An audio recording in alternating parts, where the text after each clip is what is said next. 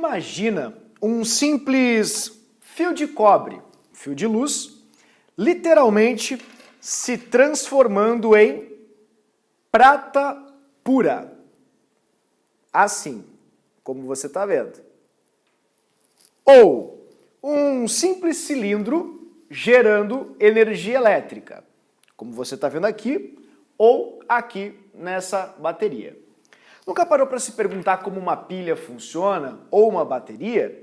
Como é possível uma espécie química transferir energia elétrica para outra e essa corrente elétrica ser aproveitada? Então, observa bem, a aula de hoje é justamente sobre isso. Vamos dar uma olhadinha em Introdução à Eletroquímica.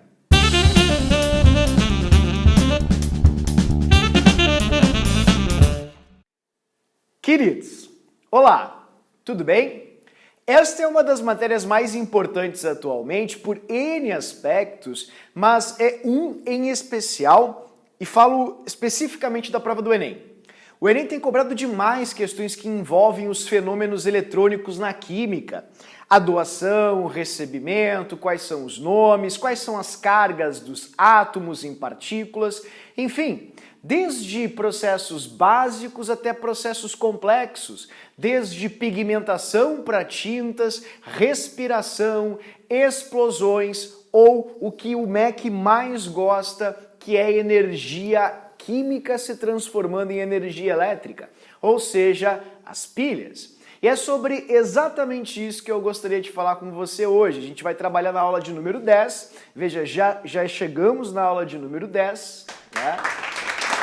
E nessa aula, uma aula muito especial, veremos uma série de saberes acerca justamente dos fenômenos elétricos na química. O professor, como de praxe, preparou para você aqui o itinerário. A gente vai começar trabalhando justamente com o que é o número de oxidação, o NOx. Veremos algo que muitos não conhecem e de fato tem que ser bem objetivo. Não é uma dos saberes mais cobrados aqui. Então, só por precaução, carga formal, vamos ver o que é isso.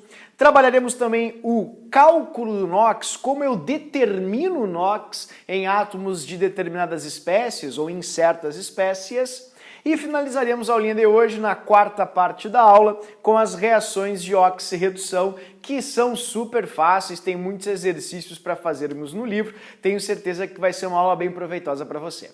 Então, me acompanha, vamos lá? Vamos começar então determinando o NOx, que obviamente é uma sigla muito empregada na química e muitas vezes os alunos não sabem o que ela significa, ou seja, o significado da expressão NOx.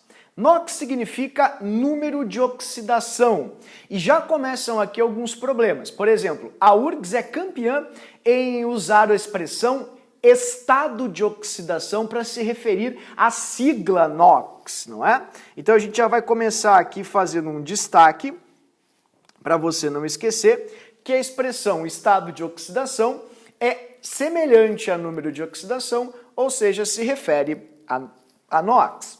Perdão. Tá, mas o que diabos o NOx é? Defina ele de forma simples. Claro, querido, o NOx é uma medida de cargas, cargas elétricas de átomos na química. Então, para ser bem expressivo, é um número que mede a carga real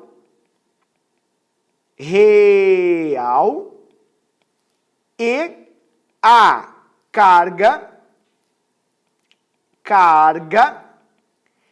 aparente ou parcial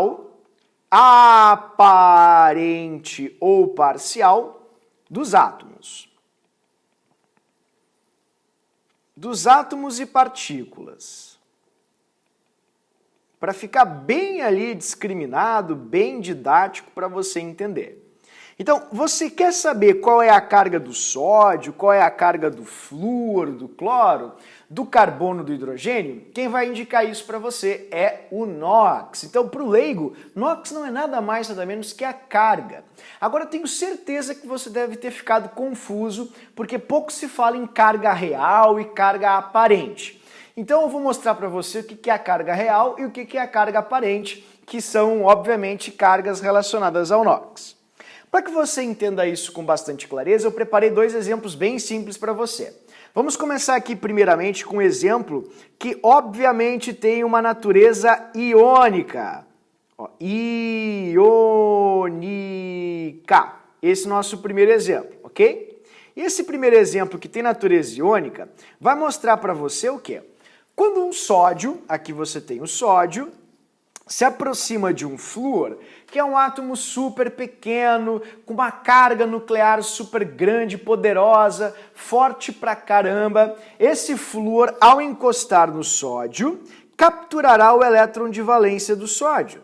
E ao fazê-lo, vai transformar o sódio e se transformar em uma partícula carregada, com carga, né? Como você obviamente já sabe, já estudamos várias vezes, recém passamos aí pela ligação, as ligações químicas, né? Vimos há pouco a ligação iônica, então vai haver uma transferência de elétrons e o sódio vai doar o elétron por flúor. Nada de novidade, tudo dentro do padrão. No entanto, queridos, quando isso acontece, o sódio acaba se transformando em uma partícula positiva, carregada positivamente. Assim, ó, desse jeito. E o flúor se transforma numa partícula negativa. Mas negativa de fato, com uma intensidade, uma força elétrica muito grande, bem como o sódio também, muito positivo. E é por isso que a gente emprega a expressão carga real. Carga real você utiliza para substâncias de natureza iônica. Veja que você nunca vai medir NOx em ligação metálica, você vai medir NOx em ligações iônicas ou covalentes. Porque na ligação metálica você vai ter átomos e não íons. Mesmo que haja aí uma brecha para uma possível discussão, mas formam os cátions e tal, dentro do mar de elétrons, né? Tudo bem, a gente pode relativizar isso. No entanto, quando se pergunta qual é a partícula constituinte de um metal, você fala em átomo, átomo neutro. Então, se fala em carga, pessoal, especificamente para as ligações iônicas e covalentes. Só que a intensidade da carga de uma ligação iônica e de uma ligação covalente não são iguais, você sabe muito bem. Você sabe muito bem que na ligação iônica a carga ela é muito grande. E é por isso que nós chamamos de carga real. A carga de fato, muito positivo, muito negativo. Tudo bem? Então, estas duas carguinhas que eu vou circular aqui em cima são chamadas de, vamos lá? Ó, vou fazer aqui o círculo para você, deixar bonitinho ali para ti. Essa carguinha aqui e essa carguinha aqui são chamadas de cargas reais. Ok? Tá, e as cargas reais, eu chamo isso quando? Quando você tem uma carga de uma espécie iônica. Então, a carga real é uma carguinha para uma espécie iônica. Para os iônicos. Simples assim. Então, desde que você tenha um iônico, querido, você tem cargas reais. Tudo bem? Bem fácil, bem simples. O sódio ficou com uma carga positiva porque ele doou o seu elétron. O flúor ficou com uma carga negativa porque ele ganhou uma carga negativa do sódio, ou seja, ele recebeu um elétron, e é por isso que essas cargas, pela doação e recebimento, são tão intensas e chamadas de formas distintas, chamadas de cargas reais, ok? Agora, vamos olhar aqui para o lado. Aqui você tem uma molécula tetraédrica, padrão, né, bem simples, é o metano. Pô, cansamos de fazer o metano agora, né? Você fez muito metano ao longo da aula anterior. Ele tem uma geometria tetraédrica, como você está vendo.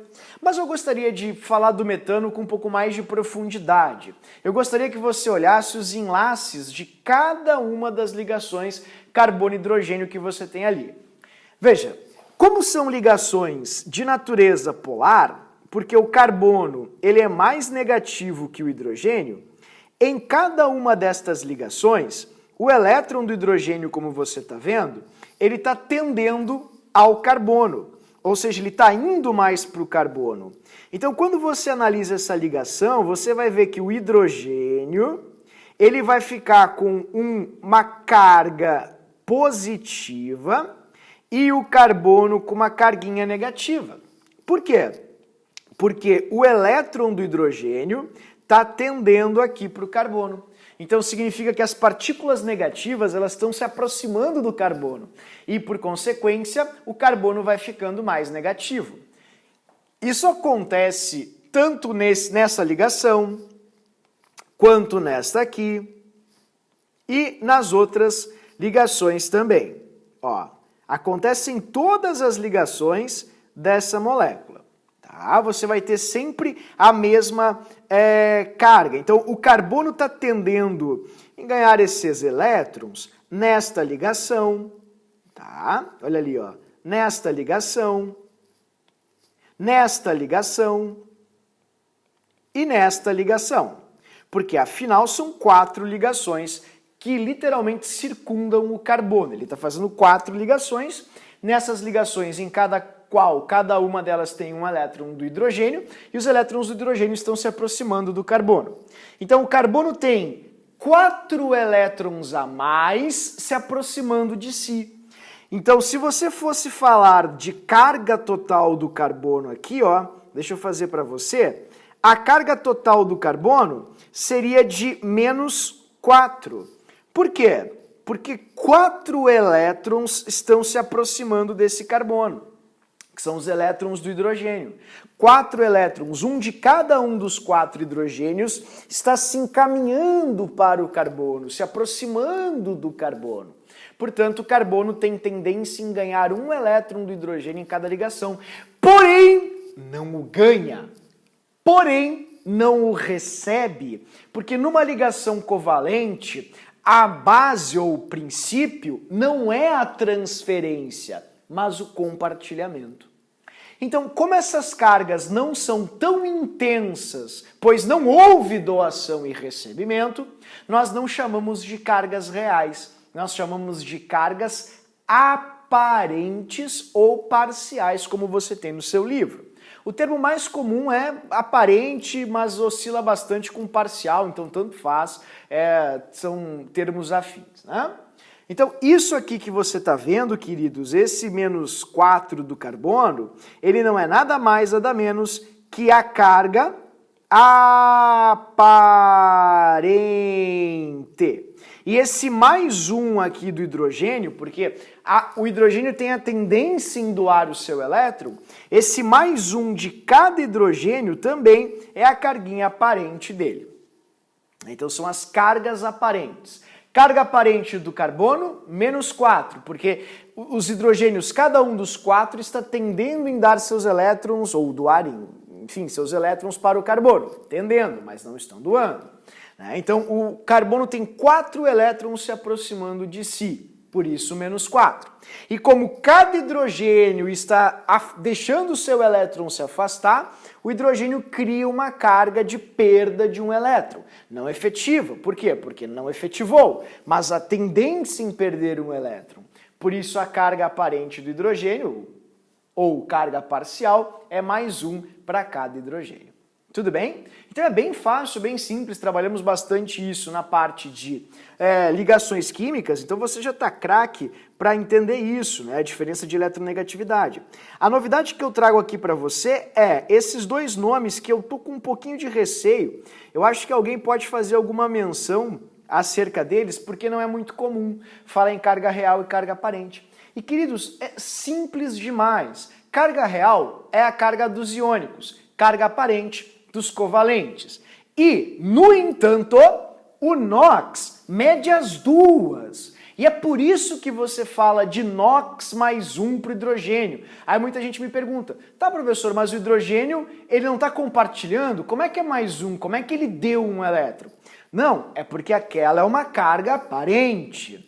Ah, NOx mais 1 do sódio. Tá, então para aí, o sódio é mais 1, então ele está compartilhando, tendendo em compartilhar um elétron confuso? Não, é a carga real do sódio porque ele é um íon. E o NOx não faz essa distinção. Para ficar fácil, a gente chama tanto a carga real quanto a carga aparente de NOx, ou seja, de carga. né? Para não ficar entrando muito nesse mérito e não ficar confusa a determinação ou leitura justamente disso que é uma das técnicas mais fáceis que a química tem. Tudo bem, queridos? Então, explica para o leigo, o que é o NOx? NOx não é nada mais, nada menos que a medição da carga, que pode ser real ou aparente. Real para os iônicos, aparente para os covalentes. E essa carga indica o comportamento do átomo dentro de uma partícula. Se ele está doando o seu elétron, ou tendendo em doar seu elétron, ou se ele está ganhando elétrons, ou tendendo em ganhar elétrons de outros átomos. Basicamente é isso. Entendeu?